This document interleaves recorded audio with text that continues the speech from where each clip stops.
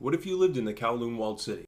The Kowloon Walled City existed as a densely populated enclave inside of Hong Kong from 1898 until its demolition in 1993. Densely populated might be the understatement of the century, though. This thing wasn't very big, as it only covered an area that was about 1/100th of a square mile. However, in 1990, it had a population of around 50,000 people. The Walled City first started as a fort, but eventually became residential. As the population grew larger, people just decided to build on top of the buildings that already existed there. On the lower levels, it was permanently dark, with the only light coming from fluorescent lights in alleyways. These alleys were lined with pipes that constantly leaked, so you'd need an umbrella to not get wet if you wanted to walk around. The only way to get good sunlight would be to go to the rooftop, which wasn't very accessible for many residents. On top of all that, the Walled City was rampant with crime. Opium trade was common. In fact, in 1973, police conducted over 3,500 raids on the city and recovered over 4,000 pounds of drugs. Basically, it would have been tough. It is important to note, though, that many of the residents living there were totally normal. In fact, many were involved in community groups who were trying to improve life inside the city. And that's